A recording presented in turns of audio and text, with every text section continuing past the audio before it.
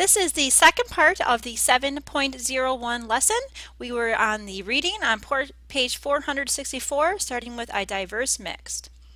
At a time when the American population was growing faster than that of any other industrialized nation, the West attracted more new residents than the rest of the country. Farmers and miners, ranchers and loggers, merchants and bankers all crossed the Mississippi after the Civil War to seek their fortunes in the mountains and plains.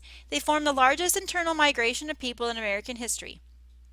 Between 1860 and 1890, the population west of the Mississippi quadrupled from 4.5 million to 16.8 million. Newcomers poured into the grasslands of Kansas, Nebraska, and the Dakota Territory, the hills of Montana, Colorado, and Wyoming, and the arid sands of Nevada and Arizona. As they moved, they raced toward an ever-shrinking frontier.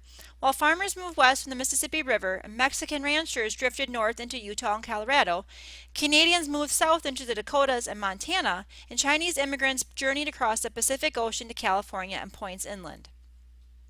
A new wave of immigration brought a mix of ethnicities to the West. In any given year between 1875 and 1900, between one-third and one-half of the population of the northern plains was foreign-born. Railroad companies and local governments sent agents abroad to lure newcomers with brochures that promised, for example, a flowery meadow of great fertility clothed in nutritious grasses.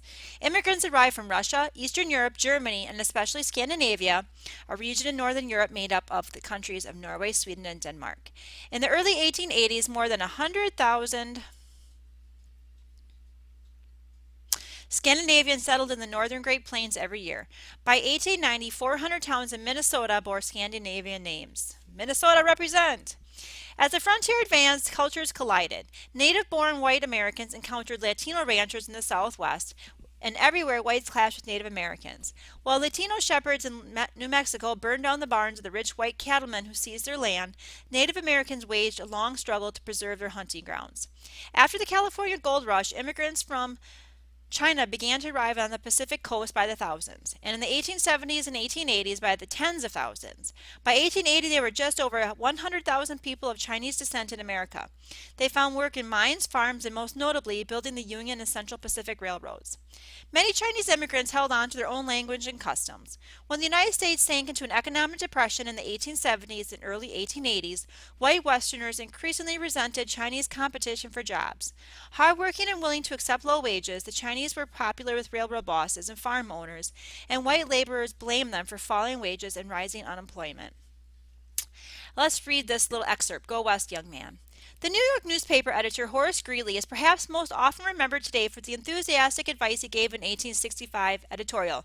Go West, young man, go West! Greeley had himself traveled widely in the Great Plains and seen the promise of the American West firsthand. Greeley shared the growing sense among his countrymen that with the Civil War over, the Transcontinental Railroad under construction, and free federal land grants readily available, the time was ripe for settlement.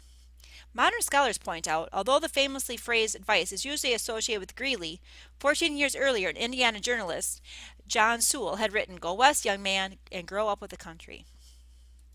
The new Western economy. While earlier generations of Americans had envisioned the West as a haven for self-sufficient farmers, Western settlers in the late 19th century relied on the market economy to make their living. Railroads spurred the rapid settlements of the West. The growth of the railroads hastened the development of Western mining, agriculture, and industry. The growth of mining. By the 1880s, as the California Gold Rush drew to a close, prospectors spread out across the West. Western mining followed a pattern of development from isolated prospectors to big businesses. At first, a few lonely wanderers found flecks of gold, silver, or copper in a mountain stream. When word got out, once deserted hillsides crawled with thousands of prospectors. Ramshackle boomtowns sprang up, dotted with tar paper shacks and rickety saloons, and soon the miners were joined by frontier lawyers, merchants, and gamblers. Before long, mining companies bought the surrounding territory, brought in smelters and mills, and constructed company towns. Soon the original prospectors went on their way, hoping to strike it rich on their own. Miners were the most mobile group in American history. In typical California mining town, of every 100 people present in 1850, only 5 remained after 6 years. They'd pan in one spot for a few weeks or months until the gold ran out or news arrived of a bigger strike somewhere else. Then it was off by horse, wagon, or steamboat to the next bonanza. In June 1859, two prospectors found a vein of blue rock in the Carson River Valley of Nevada. The ore they extracted turned out to be 3 parts of gold to 1 part silver. They discovered what turned out to be the richest mine in history, the Comstock Lode. In the following decades, miners extracted more than 200 millions worth of metal from the Nevada mountains. 15,000 people crowded into nearby Virginia City, which grew from a cluster of tents into a thriving boomtown with 5 newspapers and a stock exchange.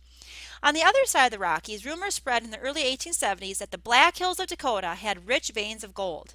In an 1868 treaty, the U.S. government had granted the land to the Sioux Indian tribe, and federal troops were posted to stop trespassers. But once an official investigation confirmed the presence of gold in the Black Hills, miners began to sneak past the guards. Government agents tried to buy the land, but the Sioux refused to sell. In October 1875, the frustrated agents opened the district anyway. Most of Dakota's gold was buried beneath the hills under tons of rock. The only way to reach it was to tunnel through the mountainside, which required equipment an average miner could not afford. In the Dakotas and across the West, engineers and entrepreneurs started to replace prospectors and their pans. Large corporations such as the Homestake Mining Company in the Black Hills took over the mining country.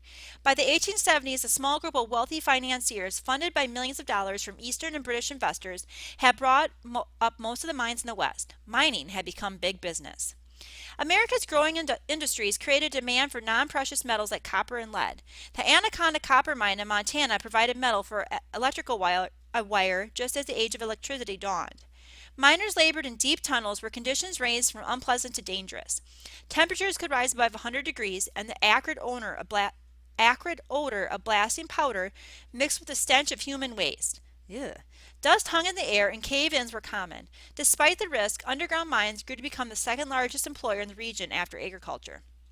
As fortune seekers headed west and boomtowns sprang up, the population in some areas increased enough for the regions to apply for statehood. Colorado became a state in 1876. In 1889, North Dakota, South Dakota, Montana, and Washington all joined the Union. And in 1890, Idaho and Wyoming became part of the United States, bringing the total number of states to 44. Cattle ranchers and cowboys. Here, let's read here quickly about acquiring Alaska, though. Alaska, the vast peninsula extending from the northwestern edge of North America to within 50 miles of Asia, was claimed by Russia during the 18th century. For many years, Russian, British, and American fur traders shared Alaska's abundant natural resources under the governance of a company chartered by Russia's Tsar. By the mid-19th century, when otter were becoming scarce, profits declined for Russian fur traders. Since Russia's resources were strained by war, the country's leaders offered to sell the Alaska Territory in 1867. Andrew Johnson's Secretary of State, William Seward, an ardent expansionist, seized the opportunity to acquire this enormous source of timber, furs, and metals. He negotiated the purchase of Alaska for just over $7 million, but not everyone shared his vision. Many Americans saw this distant, frigid land as a waste of taxpayer money and referred to it as Seward Folly and Seward's Icebox. The criticism ended when gold was discovered in the Yukon in 1896 and thousands of prospectors made their way north. Alaska became the 49th and largest state in 1959. Okay, now let's read about cattle ranchers and cowboys. Longhorn cattle had roamed across southern Texas since the 1600s, when Spanish colonists drove them up from Mexico.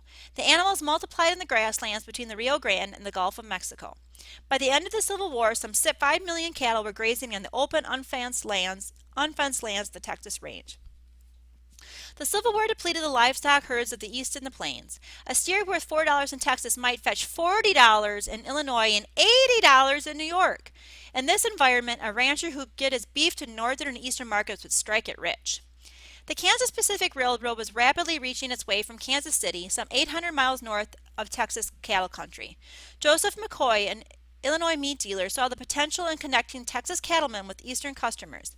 After securing cheap shipping rates on the rail lines to Chicago, McCoy prepared Abilene, Texas, a sleepy little town on the new rail line, to become the first of the West's famous cattle towns. Ranchers drove their herds north from Texas on the Chisholm Trail, a flat, grassy route through the Oklahoma land called the Indian territory. At Abilene, they sold the animals to a stock dealer for a tidy profit. The cattle were loaded onto freight cars bound for Chicago, where they were butchered and prepared for Eastern tables. In the summer of 1867, ranchers drove some 35,000 steers up the Chisholm Trail. They were the first of millions of cattle that marched north from Texas in the next 2 decades. On these long drives, ranchers employed cowboys, a third of whom were black, Mexican, or Indian, to guide herds of 2 to 3,000 cattle for 15 to 10 to 15 miles a day.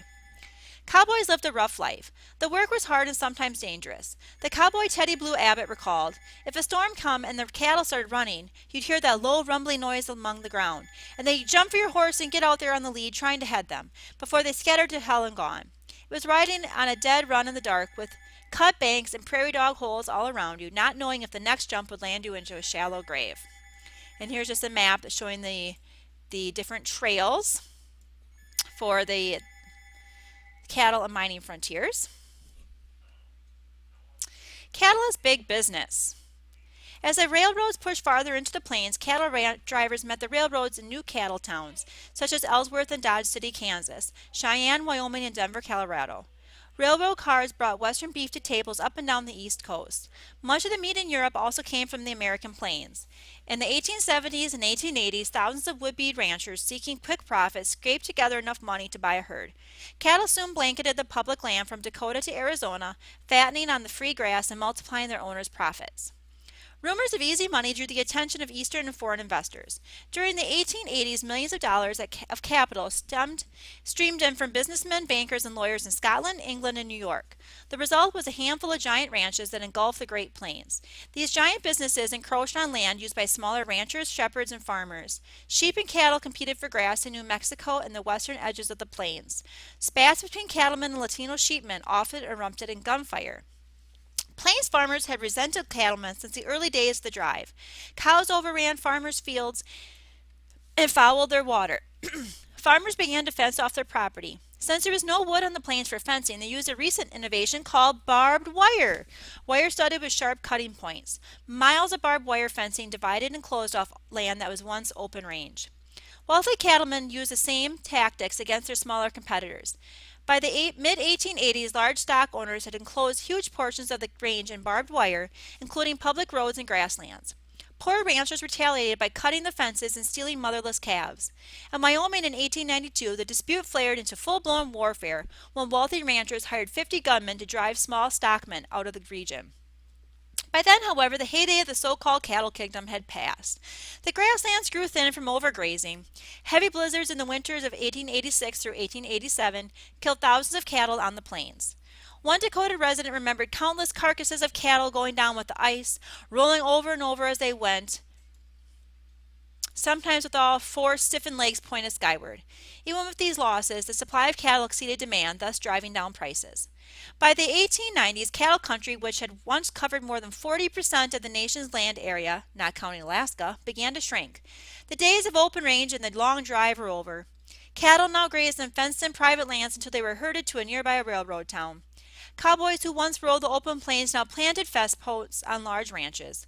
"I remember when I sat around the fire the winter through and didn't do a lick of work for 5 or 6 months of the year," one cowboy said. I tell you, times have changed. All right, let's go back to the lesson now. Actually, we'll start the rest of the lesson on the next recording. We're going to finish this one here, and there'll be one more part of the recording to finish up the lesson. The end.